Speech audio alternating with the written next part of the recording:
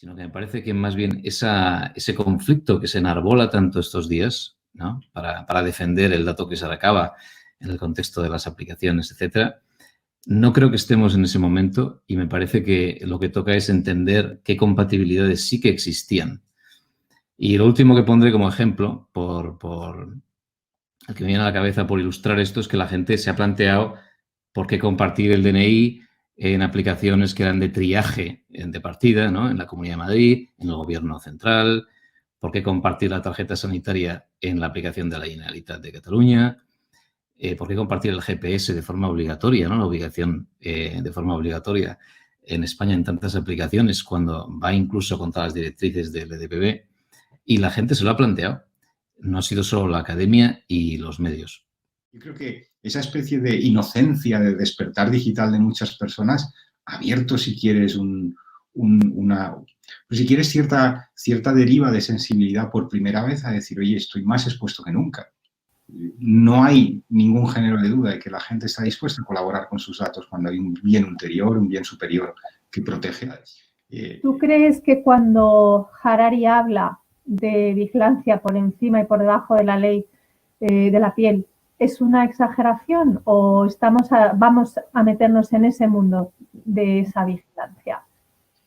Vamos a ver, estamos ya ahí, en el sentido de, el problema es si existe más o menos capacidad por parte de, en última instancia, el que hace uso del dato y el que procesa ese dato para poder extrapolar conclusiones. Pero ya estamos ahí.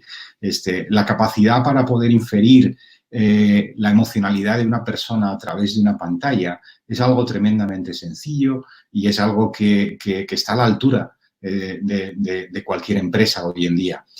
La posibilidad de combinar en tiempo real la emocionalidad de un gesto, es decir, con tus datos biométricos a través de una pulsera, esto nos lleva no solo a nivel de dato agregado a sacar conclusiones muy interesantes, sino por primera vez ya no estás manejando la información de una persona, sino sus emociones y posiblemente datos que están más relacionados con la biología. ¿Hasta qué punto ese estado de vigilancia supremo con el que teoriza Harari, de ese nivel de vigilancia por debajo de la piel ha llegado? Ya está aquí.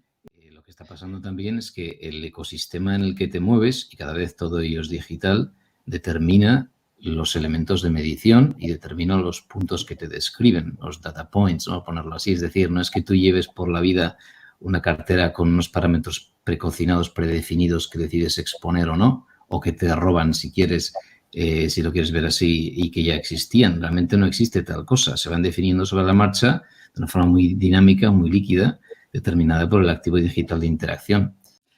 Claro, el consentimiento en este contexto yo creo que aplica a dos niveles, ¿no? A un nivel macro de quieres o no participar y cuál es tu nivel de responsabilidad individual, que viene a ser hasta qué punto descentralizamos la escala de valores. Y tenemos una escala de valores que se ha visto como en algunos países, por idiosincrasia, esta escala no está descentralizada, está centralizada y está impuesta, ¿no? Pues en una autocracia. En otros países la escala de valores está centralizada, pero está discutida, está consensuada. Y en otros está delegada a la responsabilidad individual. Esto exige muchísima solidaridad, muchísimo ponerte en la piel de los demás, un nivel de madurez tremenda. Entonces, ¿en qué punto está lo que ha pasado en Estados Unidos? Un componente más liberal determina mayor descanso en la responsabilidad individual y que por el camino, ¿no? Pues vimos Singapur a medio camino, Australia, lo que pasa en Europa, y esto pues tiene un impacto en si un sistema es obligatorio o no. Entonces la aplicación que es obligatoria instalarse para poder subir al autobús en algunos países o para poder entrar en el país en Corea del Sur, por ejemplo, y poder monitorizar tu cuarentena, ya está, ahí tienes el consentimiento, ahí no existe, ¿no? En Europa entra el debate de consentimiento más concreto como base legal para el tratamiento de datos. Pero sin entrar en el detalle técnico, sí que el grupo de agencias de protección de datos, el Comité Europeo de Protección de Datos, ha dicho que el hecho de que cualquier app, no sea obligatoria, no implica que la base legal sea el consentimiento, que de hecho es la base legal menos privacidad desde el diseño y menos respetuosa o menos transparente, si queréis, con lo que se declara, de las que tenemos. Entonces, el entorno en el que estamos ahora es uno en virtud de, bueno, es uno en el que tenemos consentimiento para decidir qué te instalas o no para compartir información o qué compartes sin instalarte nada, y luego bases legales, y ya tenemos una, ¿no? Pues el 9.2i del GDPR en concreto, que para el tema de pandemia ya da cobertura. Pero consentimiento en esos dos ámbitos. Y consentimiento, como digo, me parece que está muy abusado, está roto. Es decir, en este contexto, el reto no está en la propiedad, el reto está en adivinar cuáles de los cambios que están ocurriendo ahora son permanentes y seguirán, es decir, y se quedarán dentro de la mente del usuario, y cuáles de los cambios que ha generado este encierro son precisamente temporales, coyunturales, y están tremendamente unidos a la situación que estamos viviendo. Esto es como el agua que cuando está estancada pues se pudre y apesta, ¿vale? No sirve para nada. Es decir, lo importante es que tú generes interacciones con los usuarios, donde permitas que el usuario tenga esa capacidad informada de tomar decisiones sobre lo que te está entregando, porque recibe un valor a cambio. Y yo creo que a nivel corporativo está habiendo una migración donde solamente aquellos que son alumnos avanzados están girando a ese espacio, donde entienden que la frescura del dato y el proporcionar valor a cambio de información es algo, es decir, que tiene que dirigir la estrategia de los próximos meses y los próximos años, pero sigue habiendo todavía, si quieres, rezagados que lo único que interpretan es que en el momento que creamos este bicho que llamamos Internet, ganaron los que se quedaron con más datos. Pero es verdad que hubo un punto o un tiempo en el que, desde el mero origen de todo esto, de los datos digitales, donde en este mundillo el dato no nacía de serie, ¿no? Venía de serie como las transacciones offline del mundo previo, ¿no? Estructuradas a lo que se compraba o lo que fuere, sino que tú creas ese dato a medida que creas el activo digital. Ahora, sin embargo, lo que voy es a lo siguiente. A la gente le decíamos, oye, no puedes recabar datos sin tener un objetivo claro. Define tus objetivos. ¿Qué es lo que más se ha repetido en el mundo de la medición? Pues define tu objetivo primero y después empieza a medir. Pero aquí ha sido más esta glotonería, ¿no? En vez de privacidad por diseño, es glotonería por diseño. Recabo todo lo que puedo porque un día pensaré que podré utilizarlo. Y el problema es que ahora, es verdad, cambian los paradigmas y tienes un montón de datos estancado que probablemente no valga para nada, nunca has podido hacer nada de valor o poco has podido hacer con muchos de ellos y ahora de repente estás acumulando riesgo. Bueno, yo creo que existe realmente un sesgo generacional en cuanto a la sensibilidad al uso de mis datos. Existe, si quieres, además, un nivel de madurez en cuanto a la consciencia del uso que pueden hacer de mis datos, dependiendo de cada generación.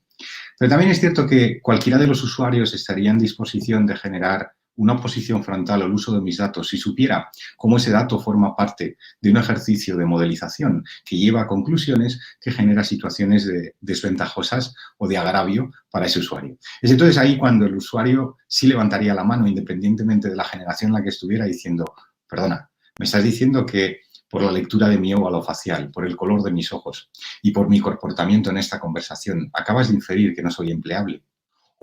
O quizá tenemos que abrir el espacio que ya está definido en todos los guidelines y en todos los principios, un espacio de control y de transparencia para decir, dame toda la información para saber hasta qué punto yo puedo o quiero dar esa información, si esa información forma parte de un ejercicio de algoritmia que para ti es fantástica porque te diferencia de tu competencia, pero me lleva a un espacio desventajoso.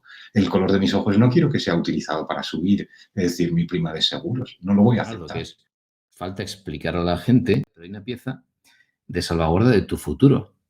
Y de hecho esto es lo que pasa aquí, que realmente estás hablando de que tus posibilidades futuras, no solo tuyas, sino de tu familia, de obtener un seguro, de comprar una casa, de tener acceso a una beca o lo que fuere, están condicionadas por datos que se están midiendo hoy. Entonces, el por lo menos saber que estás salvaguardando tu futuro y cómo no solo tú alimentas un algoritmo que tu dato mismo va a darle forma, sino cómo ese mismo algoritmo, una vez tome forma, terminará afectándote a ti. Porque recuerdo una entrevista al CEO de una fintech china que básicamente había inferido un algoritmo de admisión de riesgos en préstamos en función del porcentaje de batería, ¿vale? Y esto que parece algo estúpido, te lleva a la reflexión de hasta qué punto yo quiero compartir mi dato de mi porcentaje de batería, porque a partir de ahí tú vas a correlar que mi propensión marginal a no pagar ese préstamo es más alta.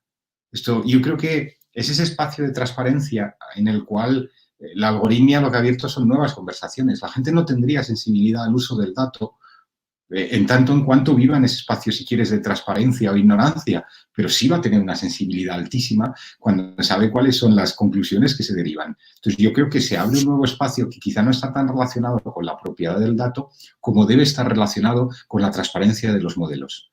Que da para rato. Aquí ha habido dos acercamientos a ello.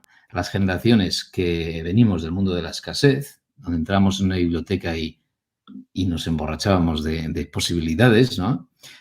Porque no tenías estos libros en casa y porque no había tanto acceso a información, y de repente llega Internet y nos genera una sobredosis de información.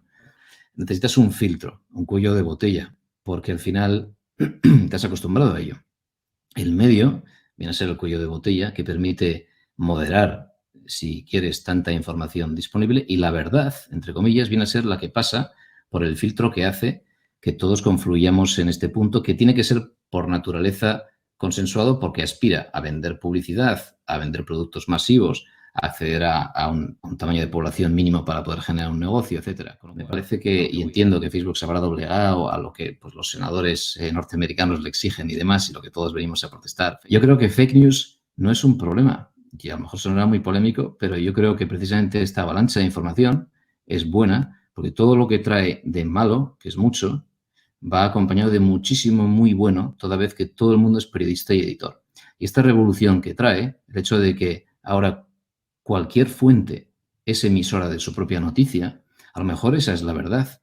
En el caso de coronavirus, por traerlo también a la película, en Seattle, este grupo de Seattle Flu Study, o no sé cómo se llamaban, saltaron la voz de alarma contra las directrices de Centro de Prevención de Enfermedades, etcétera, para decir que lo que estaba pasando en China no se estaba contando y para decir que realmente había un problema y había llegado al estado de Washington. La gente que estaba en Silicon Valley y escuchó esos tweets, ese tweetstorm específico, montaron su confinamiento el 1 de marzo.